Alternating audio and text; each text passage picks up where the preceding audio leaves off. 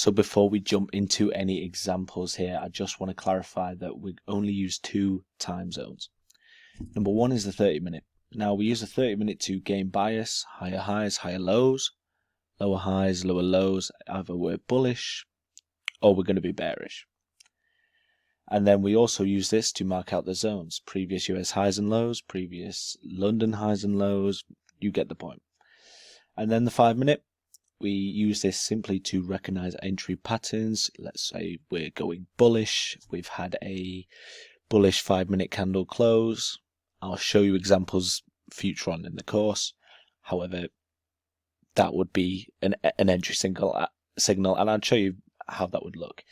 And then we'd use it to place a trade. That is our entry candle.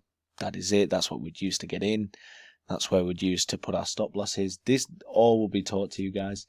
And then what I trade gold, silver, and US 30. And I only trade in US sessions. And I will tell you how to trade in London session, not just US session as well. However, I personally only trade US session just because of how volatile it is. And I've done about a year or so trying to trade London session, and basically it's just not volatile enough. There's not enough money in the market that gets moved in my eyes for the pairs that I trade. The pairs that I trade are mainly US market focused anyway.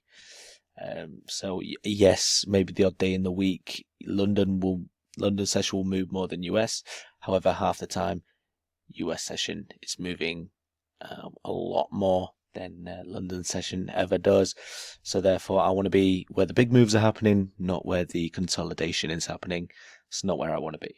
That being said, for those who want to trade London session, do not worry, because this strategy, and I will teach it as well, this strategy covers London session as well as Asia sessions, because the whole point of this indicator is that we can trade the sessions off previous sessions. Let's say I'm trading US session, I can trade it off previous US sessions, and it'll all make sense as we go through.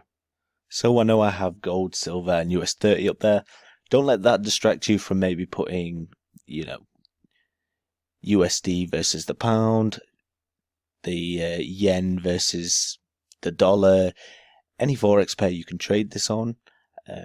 Just make sure that if it's like London versus Japan, the yen, that you're trading in London session and maybe not US session, right?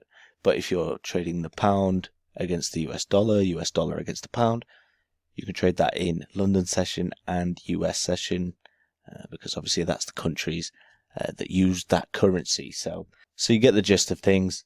And like I say, if you have any questions at all, Discord's there for a reason. You ask me and I will get back to you. However, that is the basics of kind of what I use, kind of why I use it. So without further ado, we're actually going to get into it for once. And I'm going to show you how I use the 30-minute time frame, and hopefully I've run through enough examples where you guys kind of can see what I'm looking at and you can understand it for yourself as well. So when you go and implement this in the working week, then you can see, oh, actually it does make a little bit of sense here, and I don't like to overcomplicate it with many time frames, because then you're checking too much, you're overthinking it too much. If I give you 2 time frames, you've only got 2 things to kind of think about, and one is pretty much only for entries anyway. So yeah, I'm going to tell you how to master the 30-minute time frame.